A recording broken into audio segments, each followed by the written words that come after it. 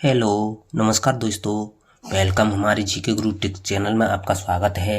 आज हम आपके लिए चतुर्थ कर्मचारी भर्ती परीक्षा है, जो राजस्थान की सबसे बड़ी भर्ती परीक्षा है, जिसके लिए कंप्यूटर का टॉपिक दे रखा है एमएस वर्ड, एमएस एक्सेल एवं एमएस पावर पॉइंट। ये टॉपिक है, बहुत ही महत्वपूर्ण टॉपिक है दोस्तों। इस टॉपिक से आपको क्वेश्चन जरूर मिलेगा दोस्तों। इसमें आपको शॉर्टकट की वगैरह दे रखी हैं। एमएस वर्ड के जो भी क्वेश्चन हैं, एमएस एक्सेल के हैं, एमएस पावर पॉइंट के हैं, राजस्थान की अब तक की परीक्षाएं हुई हैं, उनमें पूछे गए टॉप पीवाईक्यूज लेके आए हैं दोस्तों। हम टोटल टॉप पीवाईक्यूज हैं। आपको परीक्षा में हमारी क्लास से हुबहू प्रश्न छपेंगे दोस्तों। आप देख लेना, आपकी परीक्षा में हुबहू ऐसे ही प्रश्न मिलेंगे आपको, जैसे हम करा रहे हैं वैसे।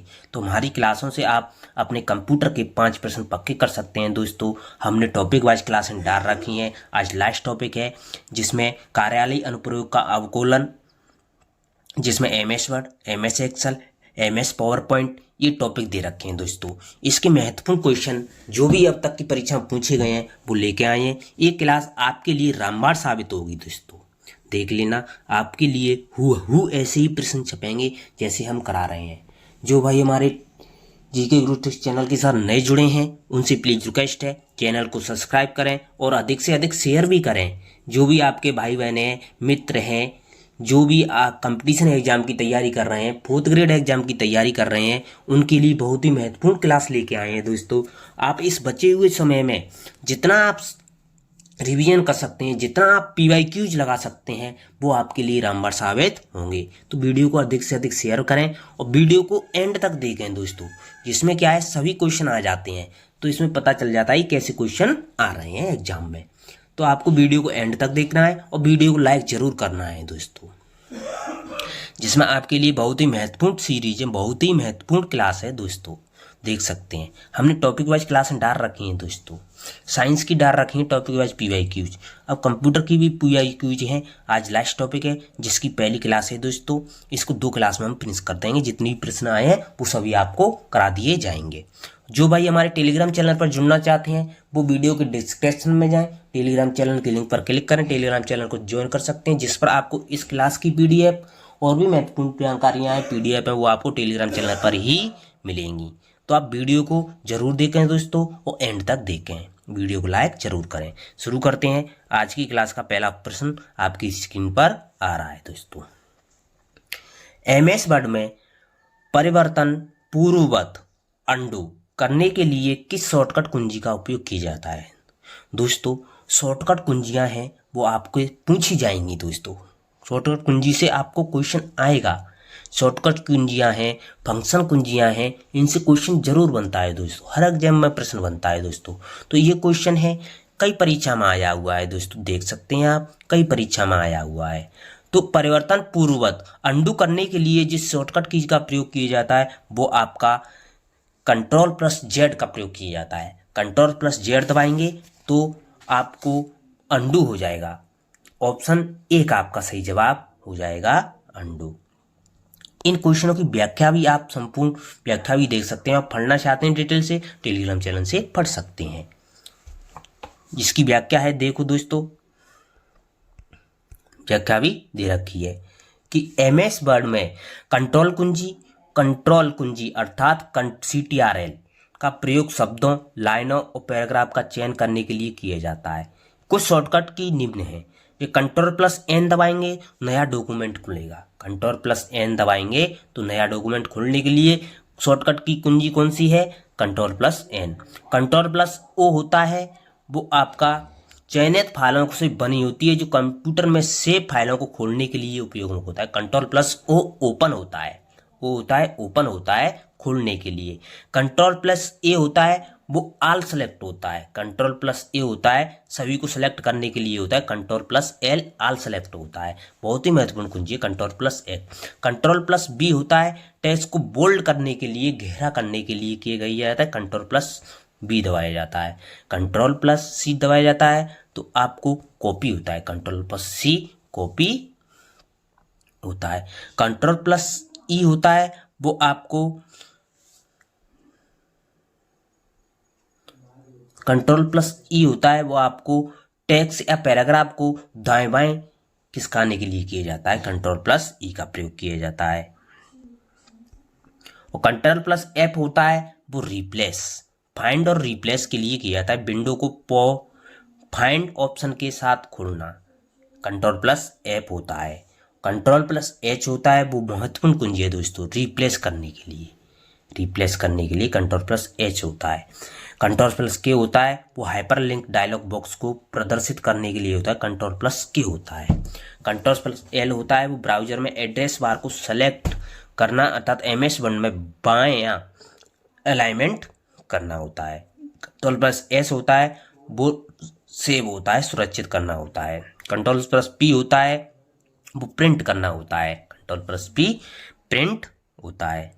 कंट्रोल प्लस होम होता है वो दस्तावेज के शीर्ष पर जाने के लिए होता है। कंट्रोल प्लस एंड होता है वो आपका एमएस वर्ड को सीधे नीचे पहुंचने के लिए होता है, डॉक्यूमेंट में सीधे नीचे पहुंचने के लिए होता है। कंट्रोल प्लस जेड होता है वो आदेश को रद्द करना होता है, अंडू हो जाता है। पूर्व की दिए गए आदेश को रद्द करना मतलब अंडू होता है। कंट्रोल प्लस एक्स होता है, एक्स क्रॉस का निशान है, कट होता है। कंट्रोल प्लस एक्स होता है वो कट होता है। कंट्रोल प्लस बी होता है कॉपी पेस्ट होता है। Control plus B copy paste होता है। ये महत्वपूर्ण शॉर्टकट कुंजियां थी, इनमें से क्वेश्चन आपको जरूर मिलेगा दोस्तों। आपका अगला सवाल है एमएस वर्ड में स्पेलिंग और ग्रामर के लिए निम्न में से कौन सी शॉर्टकट कुंजी उपयोग में ली जाती है? बहुत ही अच्छा क्वेश्चन है दोस्तों, कई परीक्षा में आया हुआ है। तो एमएस वर्ड में जो स्पेलिंग ग्रामर के लिए जिस शॉर्टकट कुंजी का प्रयोग किया जाता है F7 का प्रयोग किया जाता है। फंक्शन कुंजियां होती हैं, फंक्शन कुंजियां 12 होती हैं, 12 होती हैं। तो F7 का उपयोग किया जाता है वो आपका स्पेलिंग ग्रामर के लिए किया जाता है। ऑप्शन ए का आपका सही जवाब हो जाएगा। F1 होता है वो हेल्प के लिए किया जाता है, F1 होता है वो हेल्प के लिए होता है। F7 होता है स्पेलिंग एंड ग्रामर की जांच करने के लिए होता है। F10 होता है वो प्रोग्राम में मेन्यू बार प्रदर्शित करने के लिए होता है। ये महत्वपूर्ण फंक्शन कुंजियां हैं, फंक्शन कुंजियों को आप देख करके जाना है। F5 होता है वो सक्रिय विंडो को रिफ्रेश करने के लिए होता है, विंडो को रिफ्रेश करने के लिए F5 दबाना होता है, F5 दबाना होता है। ये महत्वपूर्ण फंक्शन कुंजियां हैं। आपका अगला सवाल है एमएस वर्ड में मेल मर्ज के लिए लेबल और लिफाफे पर मुद्रित होने वाले नामों और पतों की सूची होती है पेन डॉक्यूमेंट में, डाटा सोर्स में, न्यू डॉक्यूमेंट में, विजार्ड में। तो एमएस वर्ड में मेल मर्ज के लिए जो होता है वो आपका होता है मेल मर्ज के लिए वो आपका डाटा सोर्स में लेबल और लिफाफे पर मुद्रित होने वाले नामों और पतों की सूची होती है डाटा सोर्स। ओमस ऑप्शन 2 आपका सही जवाब हो जाएगा। जिन भाइयों ने अभी तक हमारी वीडियो को लाइक नहीं किया उनसे प्लीज रिक्वेस्ट है वीडियो को लाइक जरूर करें। अगला सवाल है आपका एमएस वर्ड की कौन सी सुविधा एक व्यक्ति को अलग अलग लोगों को समान पत्र भेजने में सक्षम बनाती है? वो होती है मेल मर्ज, मर्ज करना होती है, मर्ज करना होती है, अलग अलग लोगों को भेजना मर्ज होता है, जोड़ना। ऑप्शन 2 आपका सही जवाब हो जाएगा, मर्ज करना होता है।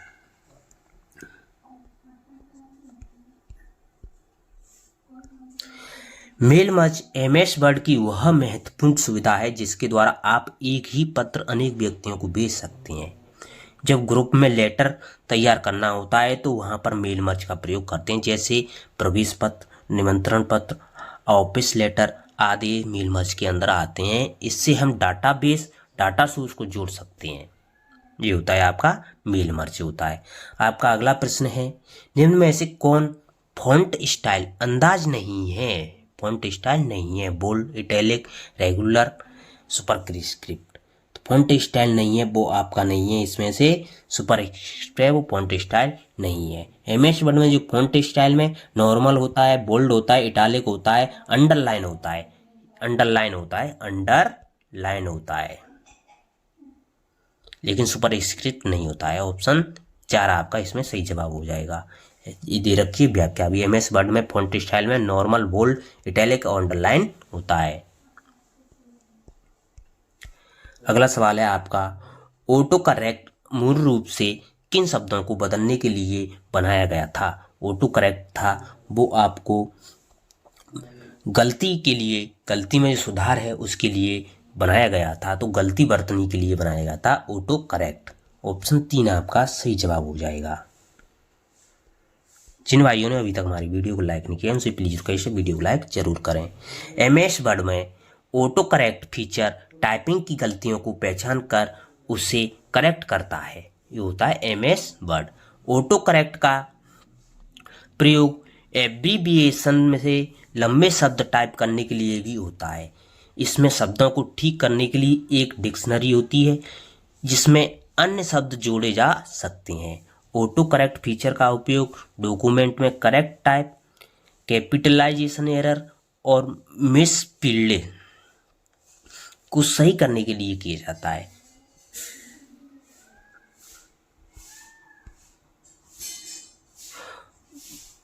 डिफ़ॉल्ट रूप से ऑटो करेक्ट सामान्य गलत, मिस स्पेलिंग्स एंड सिंबल्स की एक मानक सूची का उपयोग करता है, लेकिन आप इस सूची में स्थित टेक्स्ट में सुधार भी कर सकते हैं। आपका अगला सवाल है, एमएस वर्ड एक उदाहरण है प्रचालन तंत्र का, निवेश युक्ति का, एप्लीकेशन सॉफ्टवेयर का, प्रक्रमण युक्ति का। तो एमएस वर्ड है वो आपका एक एप्लीकेशन सॉफ्टवेयर का उदाहरण है। ऑप्शन 3 आपका सही जवाब हो जाएगा।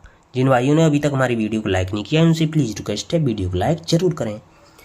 माइक्रोसॉफ्ट वर्ड माइक्रोसॉफ्ट कॉर्पोरेशन द्वारा विकसित वर्ड प्रोसेसर एप्लीकेशन सॉफ्टवेयर है। इसका मुख्य कार्य दस्तावेज को संचालित करना है। यह एक वर्ड प्रोसेसिंग पैकेज है जिसकी सहायता से साधारण दैनिक पत्र व्यवहार से लेकर डेस्कटॉप पब्लिशिंग स्तर के कार्य सुविधापूर्वक किए जा सकते हैं। इसमें परंपरागत मेन्यूओं के साथ ही टूल बारों की सुविधा भी उपलब्ध है, जैसे कॉपी करना है, कट करना है, जोड़ना है, पेस्ट करना है, खोजना है, बदलना है, फाइंड एंड रिप्लेस है, फॉन्ट है, स्पेलिंग है, ग्रामर की जांच करना है, बुलेट्स है, नंबरिंग है, ये सभी इसके अंदर आते हैं। आपका अगला सवाल है, माइक्रोसॉफ्ट ऑफिस है shareware, public modem software, domain software, open source software, एक एप्लीकेशन सूट। तो माइक्रोसॉफ्ट है वो आपका एप्लीकेशन सूट है। ऑप्शन 4 आपका सही जवाब हो जाएगा, एप्लीकेशन सूट। एमएस ऑफिस एक एप्लीकेशन सॉफ्टवेयर है। एप्लीकेशन सॉफ्टवेयर प्रोग्राम की वह समूह है जो किसी विशिष्ट कार्य के लिए तैयार किए जाते हैं। संस्थान, व्यक्ति या कार्य को देखकर आवश्यकता अनुसार इस सॉफ्टवेयर का विकास किया जाता है। एमएस ऑफिस के अंतर्गत मुख्यतः एमएस पॉइंट और एमएस एक्सेल आते हैं। एमएस ऑफिस के अंतर्गत जो एमएस पॉइंट और एमएस एक्सेल आते हैं। एमएस ये व्याख्या भी दे रखी है दोस्तों। अगला सवाल है आपका कि वर्ड दस्तावेज में प्रिंट करने के लिए निम्नलिखित में से किस शॉर्टकट कमांड का उपयोग किया जाता है। कमांड में कुंजी का। तो प्रिंट करने के लिए अभी पढ़ा था दोस्तों। तो प्रिंट करने के लिए जिस शॉर्टकट कुंजी का प्रयोग किया जाता है वो शॉर्टकट कुंजी होती है आपकी Ctrl+B होती है। Ctrl+B होती है प्रिंट करने के लिए। कॉपी पेस्ट करने के लिए Ctrl+B होती है। कॉपी के लिए C होती है, पेस्ट के लिए B होती है। आपका सही जवाब हो जाएगा ऑप्शन 2 Ctrl+B प्रिंट करने के लिए। आपका अगला सवाल है, एमएस वर्ड में न्यू बैंक डॉक्यूमेंट खोलने की शॉर्टकट कुंजी कौन सी है। न्यू बैंक खोलने की Ctrl+N होती है। न्यू बैंक खोलने की Ctrl+N होती है न्यू ओपन करने के लिए। ऑप्शन 2 आपका सही जवाब हो जाएगा। अगला सवाल है आपका, एमएस वर्ड डॉक्यूमेंट में सजावटी टेक्स्ट कहलाता है। जो सजावटी टेक्स्ट होता है वो आपका वर्ड आर्ट कहलाता है। ना तो बुकमार्क कहलाता है, ना स्मार्ट आर्ट कहलाता है, ना क्लिक आर्ट कहता है, वर्ड आर्ट कहलाता है। ऑप्शन 2 आपका सही जवाब हो जाएगा। सजावटी टेक्स्ट होता है वो वर्ड आर्ट कहलाता है। वर्ड आर्ट डालना। माइक्रोसॉफ्ट की वर्ड आर्ट गैलरी में अक्षरों को विभिन्न आकार, रंग, छायाकार बनाने के लिए विभिन्न शैलियां हैं। कोई भी शब्द अथवा शब्दों को किसी भी शैली में लिखा जा सकता है। इसके लिए इंसर्ट मेन्यू में से पिक्चर विकल्प का चयन करें, जिससे प्रदर्शन मेन्यू में से वर्ड आर्ट विकल्प का चयन करें। वर्ड आर्ट गैलरी का डायलॉग बॉक्स प्रदर्शित करेगा। इस डायलॉग बॉक्स से विभिन्न शैलियाँ दिखाई गई होंगी, जिसमें से आप उपयुक्त शैली का चयन कर सकते हैं। और शैली का चयन करने पर Word edit WordArt text dialog box प्रदर्शित करेगा। इस डायलॉग बॉक्स में वह शब्द या वो शब्द टाइप कर दें जिन्हें वर्ड आर्ट में लिखना हो। यहाँ अक्षरों के आकार का व फॉन्ट में परिवर्तन भी किया जा सकता है। अंत में ओके बटन क्लिक करें। टाइप किए गए शब्द चयन की गई शैली में स्क्रीन पर प्रदर्शित हो जाएंगे। इसके साथ वर्ड एक 8 वर्ड टूल बार प्रदर्शित करेगा। इस टूल बार के द्वारा शब्दों का आकार, रंग और स्थिति आदि में परिवर्तन हो जाएगा। अगला सवाल है आपका, एमएस वर्ड में कितने तरह के रूलर होते हैं? तो एमएस वर्ड में 2 तरह के रूलर होते हैं। एमएस वर्ड में 2 तरह के रूलर होते हैं। ऑप्शन 2 आपका सही जवाब हो जाएगा। क्षैतिज और ऊर्ध्वाधर। क्षैतिज और ऊर्ध्वाधर रूलर होते हैं एमएस वर्ड में। व्याख्या भी दे रखी है कि एमएस वर्ड में ऊपर और बाएं तरफ स्केल नुमा संरचना रूलर कहलाती है, जिसकी सहायता से पेज का सेटअप किया जा सकता है, जैसे कि दायां बायां मार्जिन इत्यादि। रूलर लाइन क्षैतिज और ऊर्ध्वाधर 2 तरफ हैं, जो कि मार्जिन और टैप इंडेक्स आदि को सुनिश्चित करने के लिए उपयोग में की जाती हैं। आपका अगला सवाल है, कौन सी फाइल एमएस वर्ड को शुरू करती है? तो बहुत ही अच्छा क्वेश्चन है दोस्तों। जो एमएस वर्ड को शुरू करती है वो फाइल है आपकी विनवर्ड डॉट exe। ऑप्शन 4 आपका सही जवाब हो जाएगा। Windward dot exe Microsoft word के लिए निष्पादन योग्य फाइल नाम है। निष्पादन योग्य फाइल नाम है जिसका उपयोग तब किया जाता है जब वर्ड को प्रारंभ किया जाता है। विनवर्ड शब्द का पूर्ण रूप विंडोज वर्ड माइक्रोसॉफ्ट वर्ड होता है। अगला सवाल है आपका, एमएस एक्सेल है word processing application software, spreadsheet application software, database management system software, presentation application software. तो एमएस एक्सेल होता है वो आपका स्प्रेडशीट एप्लीकेशन सॉफ्टवेयर होता है, एमएस एक्सेल। ऑप्शन 2 आपका सही जवाब हो जाएगा। आपका अगला सवाल है, एक्सेल वर्कशीट का प्रथम सेल को ऐसे लेवल दिया जाता है। जो एक्सेल वर्कशीट होती है जिसमें प्रथम सेल को कहा जाता है A1 कहा जाता है। ऑप्शन 2 आपका सही जवाब हो जाएगा।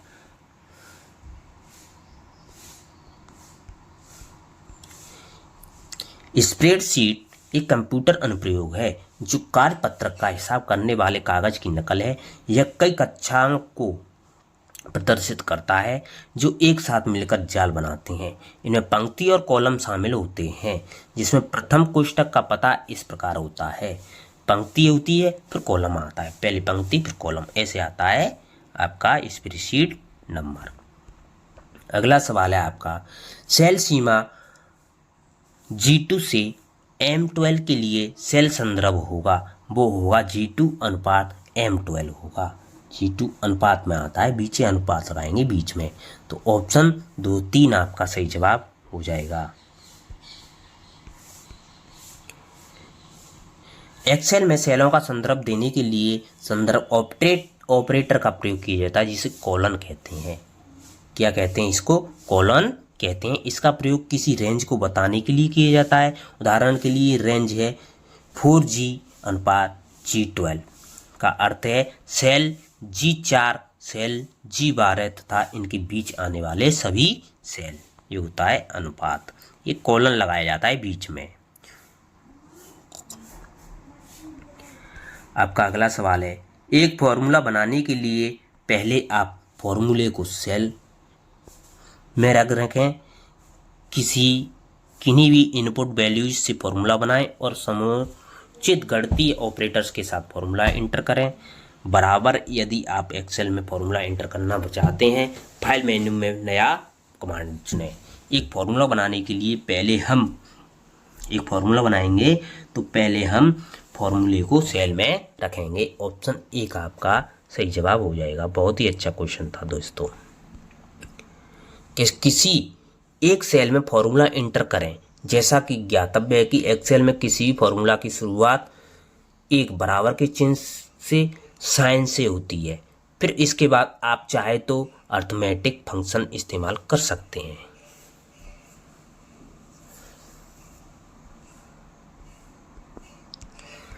आपका अगला सवाल है, एमएस एक्सेल में निम्न में से कौन सा सही फॉर्मूला है?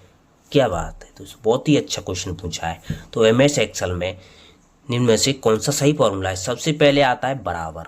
क्या आता है दोस्तों? बराबर। उसके बाद उसका नाम लिखा जाएगा। उसके बाद जो भी आपकी दे रखी है वो आपको क्वेश्चन में लिखा जाएगा। ऑप्शन 3 आपका सही जवाब हो जाएगा। बराबर पावर 2,3 का मतलब 2 को 3 बार गुणा करना है, जैसे कि ये होता है इसका अर्थ। कोष्टक में लिखा जाएगा, ये होता है इसका अर्थ। एमएस एक्सेल यही होता है दोस्तों। अगला सवाल है आपका, वर्कशीट में एक सेल में अधिकतम कितने कैरेक्टर्स रख सकते हैं? वर्कशीट में एक सेल में अधिकतम 256 कैरेक्टर्स रख सकते हैं। कितने कैरेक्टर्स रख सकते हैं? 256 कैरेक्टर्स रख सकते हैं।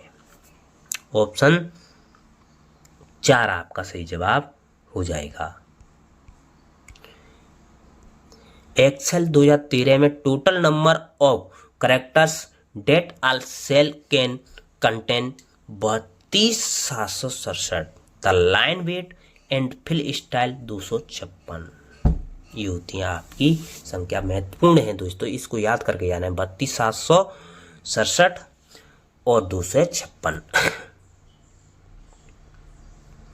आपका अगला सवाल है, निम्नलिखित में से कौन सा पूर्ण सेल रेफरेंस है? X1 $X1 has X1 $X $1। तो पूर्ण सेल रेफरेंस पूर्ण सेल रेफरेंस होता है वो आपका आगे बीच में सेल डॉलर, ये होता है का पूर्ण रेफरेंस, ये होता है।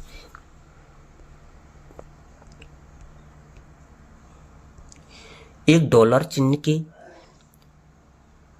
अतिरिक्त एक सूत्र में एक पूर्ण संदर्भ एब्सोल्यूट रेफरेंस नामित किया गया है। यह कॉलन संदर्भ, पंक्ति संदर्भ या दोनों से पहले हो सकता है। पूर्ण संदर्भ वाले सूत्र बनाने के दौरान आप आमतौर पर ऐसे प्रयोग करेंगे कि $A $2 प्रारूप का उपयोग करेंगे। इस प्रारूप का उपयोग करेंगे। अन्य दो प्रारूप का उपयोग बहुत कम बार किया जाता है। फॉर्मूला लिखते समय आप सापेक्ष पूर्ण सेल संदर्भ के बीच स्विच करने के लिए अपने कीबोर्ड पर F4 कुंजी दबा सकते हैं। यह एक पूर्ण संदर्भ जल्दी से डालने का एक आसान तरीका है। थैंक यू दोस्तों, धन्यवाद। आशा करता हूँ आपको वीडियो बहुत ही पसंद आई होगी। तो लाइक करें और अधिक से अधिक शेयर भी करें और अपनी तैयारी को जारी रखें। इस समय में जितना आप रिवीजन कर सकते हैं वो आपके लिए रामबाण साबित होगा। थैंक यू, धन्यवाद। आपका दिन शुभ हो।